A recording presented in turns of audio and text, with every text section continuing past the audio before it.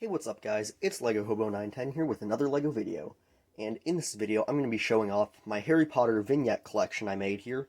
I have 8 vignettes, one from each movie, 1, 2, 3, 4, 5, 6, 7 part 1, and 7 part 2.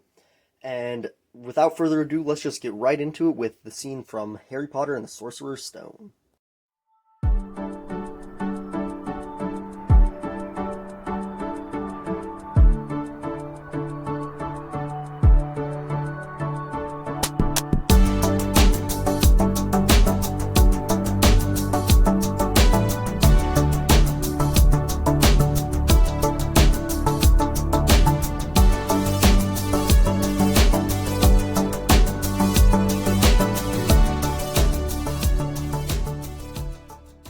The scene I chose to represent Sorcerer's Stone is when Harry first enters Diagon Alley, and the reason I chose this is because, to me personally, this is like the scene where Harry's first exposed to the magical world and he gets to see this entire world he's been missing out on his whole life.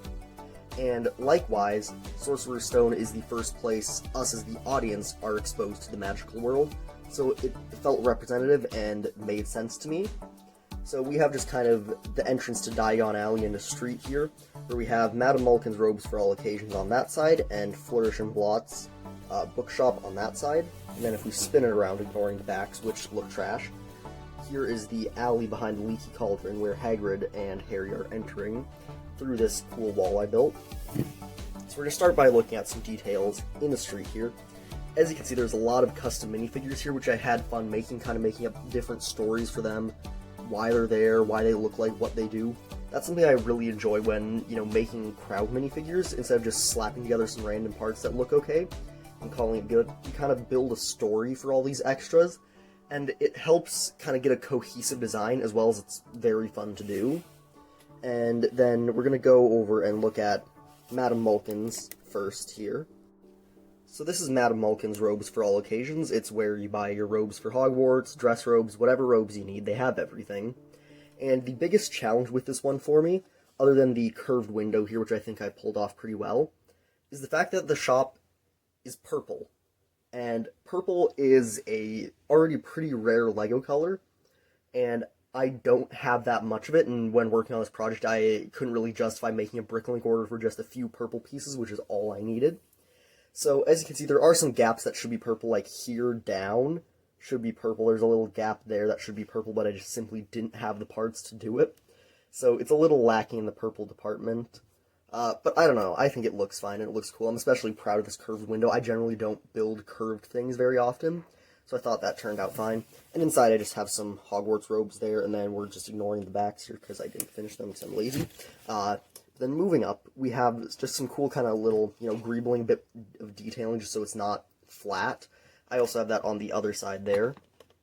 And just a simple roof just to cap it off. I don't think that roof is accurate at all, but I didn't have space or the parts to build nice complex roofs, so I just slapped some slopes on top and called it good. And then also in the center of the street between the shops here, we have a few signs sticking out because it fills up the space a bit, or else there's just a big empty space there.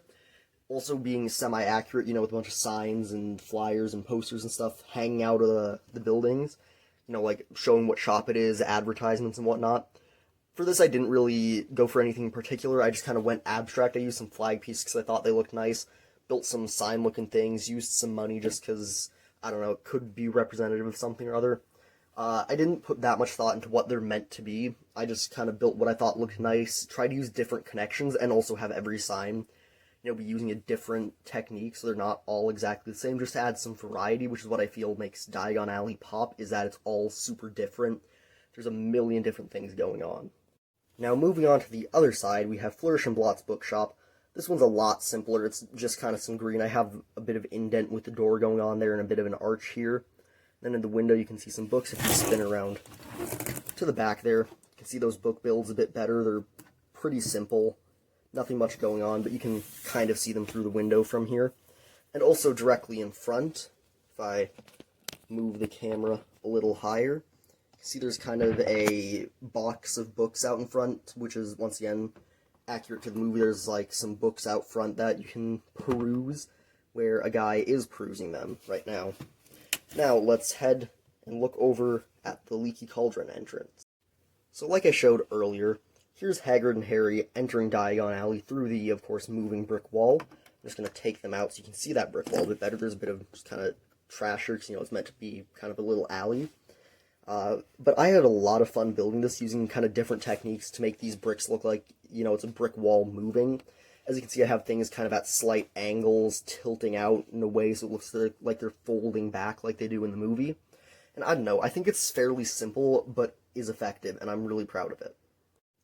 Now that we've taken a look at Diagon Alley, let's move on to the Chamber of Secrets.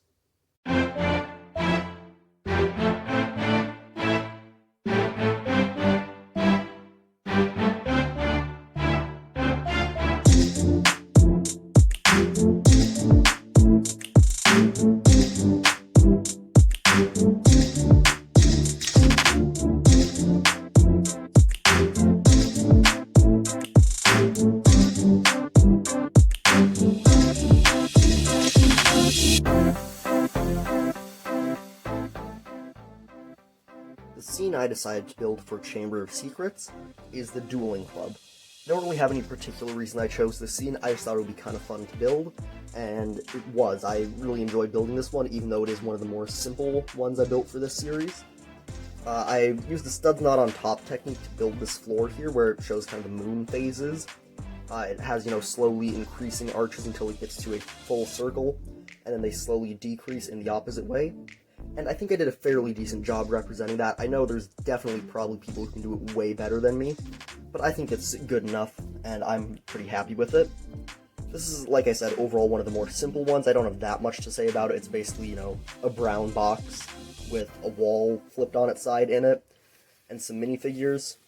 We have Draco, of course, casting the snake here at Harry, and then Harry's gonna, do some parcel tongue, yada yada. Everyone's gonna think he's the heir of Slytherin.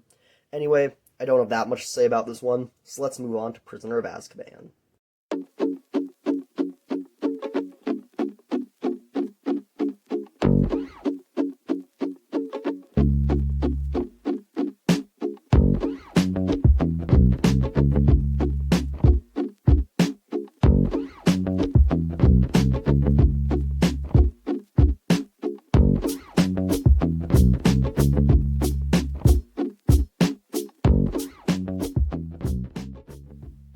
For Prisoner of Azkaban, this is one of the favorite ones I built in this series. We have the Boggart scene, which in my opinion is one of the more iconic scenes in the movie. And I just thought it'd be kind of fun to build something that's a lot more kind of detail focused. I spent a lot of time, building a lot of the small details, the shelves, the cabinet I spent like 5 hours on or something just to get it the right shape, the gramophone. I just thought it would be kind of a very fun thing to build, as well as in contrast to a lot of the different MOCs in here that are just very open. This one actually, has a solid wall and is more kind of built in instead of just being open on all sides. So let's get into looking at the details a bit closer. So on one side of the classroom, we have, of course, an assortment of students with Neville at the front and Lupin helping him. And then if we spin around to the other side, we have Boggart, who was, looking like Snape after he's been ridiculoused. And he's coming out from the cabinet back there, which, like I said, I spend a massive amount of time on. It's built in all different ways. Each side is, one way, and then the top of it is studs actually on top, and the bottom of it's built sideways in both directions. And then, of course, it also, goes the correct way on the bottom again in order to attach to the floor. So it's not the most stable thing. It's kind of fragile just because of the construction of it with all the different ways it's being built. But I think it captures the shape pretty good.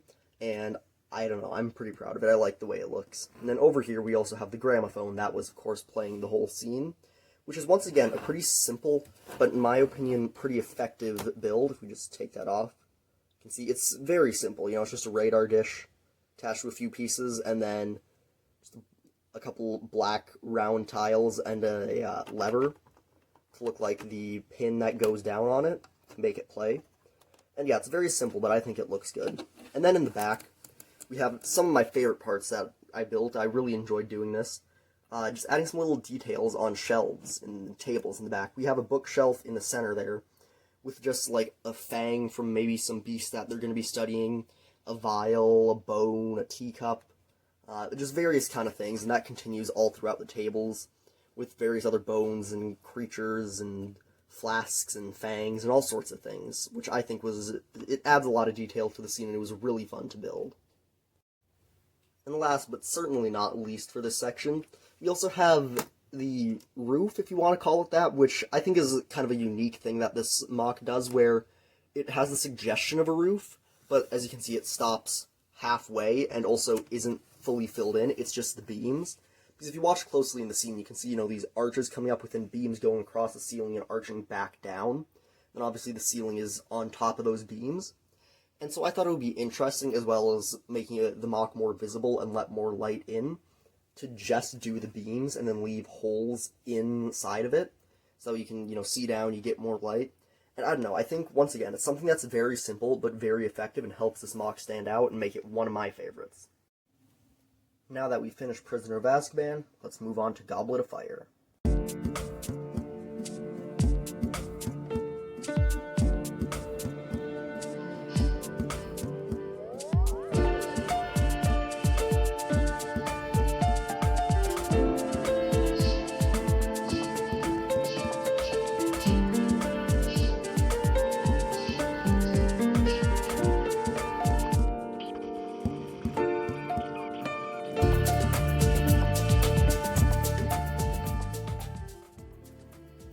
For Goblet of Fire, I decided to do the entrance to the maze, and this is because I feel like there's kind of two sections in Harry Potter. There's the light-hearted, kind of fun section, and then you get to the dark and kind of sad section, which is 5 through 7. But the kind of turning point for the series is at the very end of the 4th, when, Voldemort's reborn.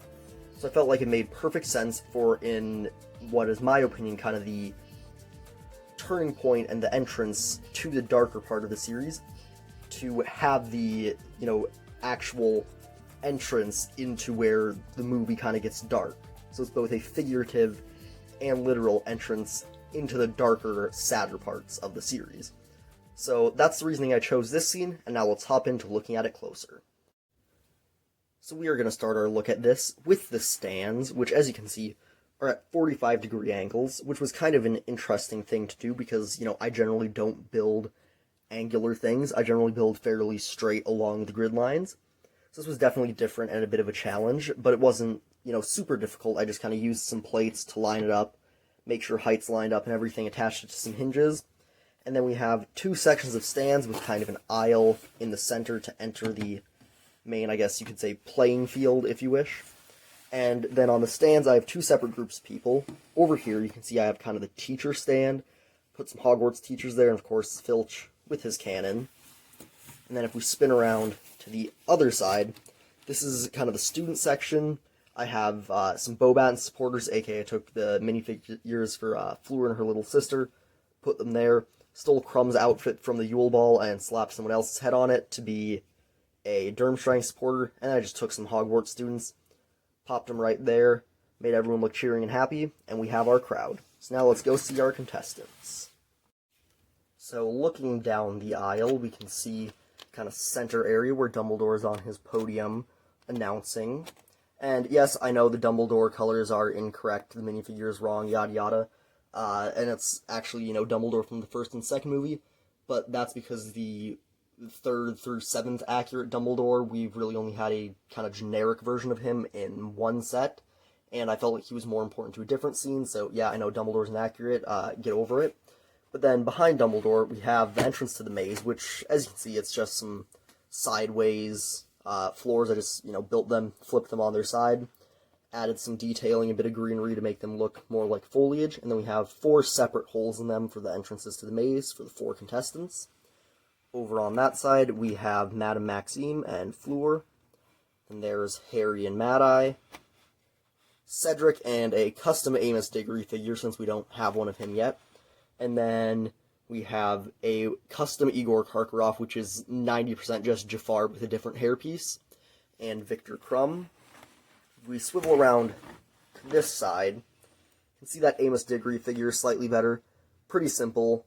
Hairpiece from Sirius Black, face from Justin Hammer, and I think the torso is from a Pirates of the Caribbean minifigure, and then just black legs and a cape.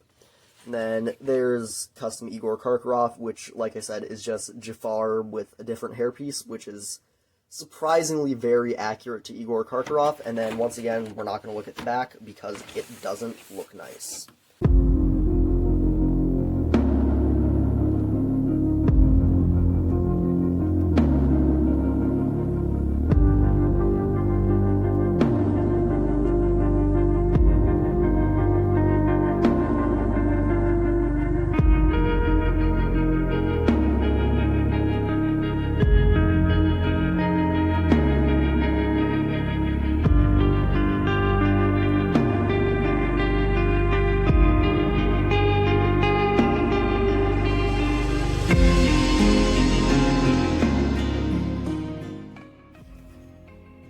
Order of the Phoenix, we have probably the simplest mini-mock I built for the series, and that is the Department of Mysteries battle, which, it's just a black rectangle with some shelves built on it. And the shelves, just stacked bricks with some transparent heads that I stole from Iron Man suits, cylinders, stacked studs on them to look like the prophecies, and then a bunch of minifigures crammed into a tiny space. In the center we have Harry and his gang. We have Harry, there's Ron and Hermione. Those three are definitely the most accurate, since those are actually outfits based on the movie and the scene here. But then for Ginny, Neville, and Luna, for Luna I just used the CMF Luna, which isn't quite accurate, but it's the most accurate we can get.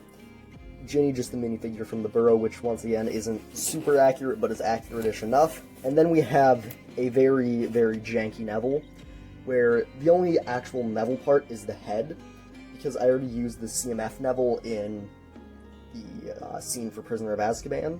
So then the rest I just had to cobble together from the first series CMF Neville, who has this hairpiece, where he's wearing the earmuffs, because he comes with the, obviously, Mandrake, so he has to have the earmuffs on, which means I had to come up with a different hairpiece for him, which is just this one stolen from Emmett from the Lego Movie, and then just kind of cobbled together the rest, and it's okay-ish enough. But then for the Death Eaters, we have Lucius and Bellatrix over there, and then I stole some other Death Eater minifigures from other sets, like there's McNair, the Executioner, from Hagrid's Hut set. Over there is just the Death Eater from the Graveyard Duel set, and then one custom Death Eater where I just used his skull to look like his Death Eater mask, and then just a bunch of black parts and a cape, and once again, it looks goodish enough. Once again, one of the simpler ones, I don't have that much to say about it. Let's move on to Half-Blood Prince.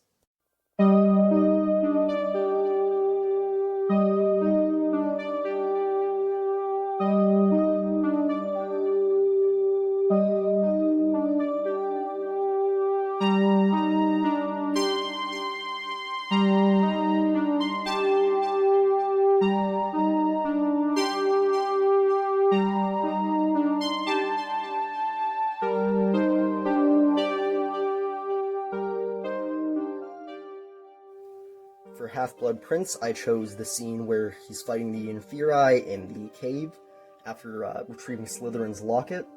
And originally, this is the first one I built in this series, and I was planning on just doing this. I didn't have a plan to do all 8 movies as a series, I was just going to do a singular mock.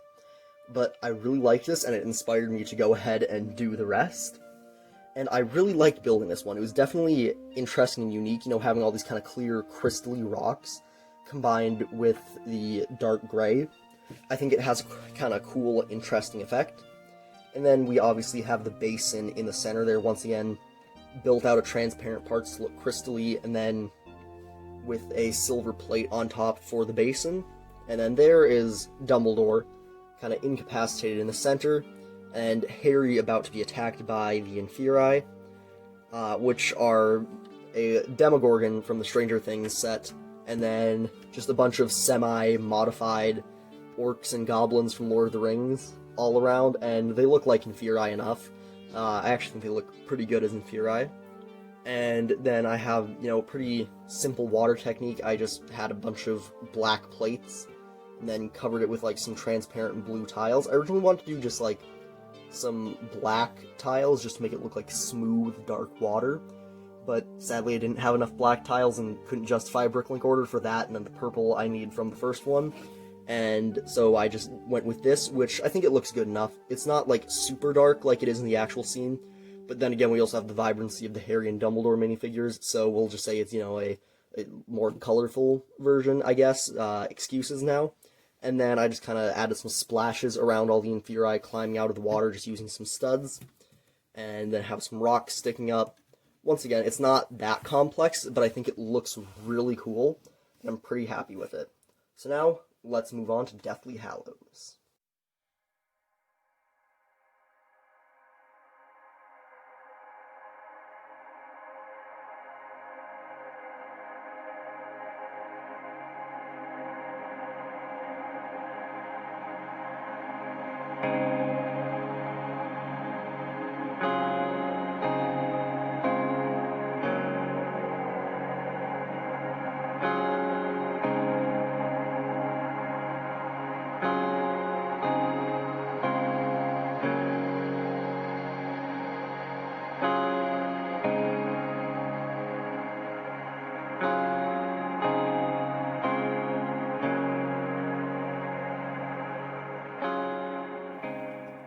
Here we have the saddest scene I built for this entire MOC series. It's Dobby's death from Deathly Hallows Part 1 from the very end. And I intentionally built this way bigger than it has to be to show this fairly small scene, because I felt just having kind of this wide expanse of emptiness around Harry made him seem smaller and more alone, which, fits tonally with the scene. And also something you'll notice here that I did with 7 Part 1 and 2, so I gave Harry this longer hairpiece that he uses in the first, second, and I believe third sets, just because, his hair was kind of slightly longer in the 7th and 8th than it was in 5th and 6th. Obviously, since he was, on the run for a year, he didn't get many haircuts except for the awkward one from Hermione, so I just decided to give him the longer hairpiece. Then over here we have, pretty simple footsteps using some dark tan, because Harry obviously ran over to Dobby, who is lying dead there. Pretty sad. And then a really, really simple water technique. I just went with the dumping with some transparent blue, and then I added some trans clear around the edge to look kind of like foam from it hitting the beach, and I also put dark tan along the beach to make it look kind of like wet sand. And, once again, like a lot of the other MOCs in here, it's very simple, but it's very effective, and I really like the way this turned out with just Harry being kind of small in there. I think the composition's kind of cool. Now let's move on to the final one from Harry Potter and the Deathly Hallows, Part 2.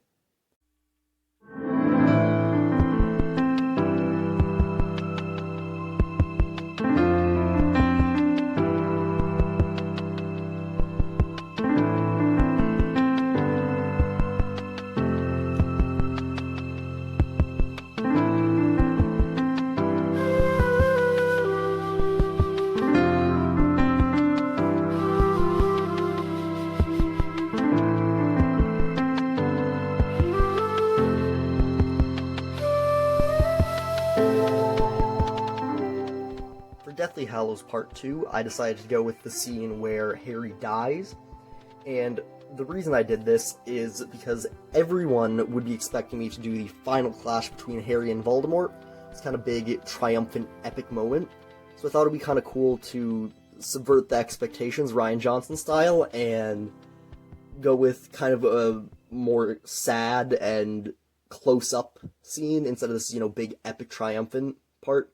Have it be kind of the sad, dark part of the movie, as well as you may have noticed kind of throughout the MOCs, I try to slowly, generally, have every single MOC get slightly darker or sadder. So I think having Harry dying being the final one made sense to me, and would be more interesting and unique than just building the same Harry versus Voldemort scene I've seen 3,000 times. So obviously, on one side, we have Voldemort, and then the Death Eaters with Hagrid wrapped up there. And over here, we have Harry, who once again has to be, fully custom, since we don't have any 7th Harry Potter minifigures, so I just gave him this kind of tan torso, because he's wearing a tan jacket in the scene.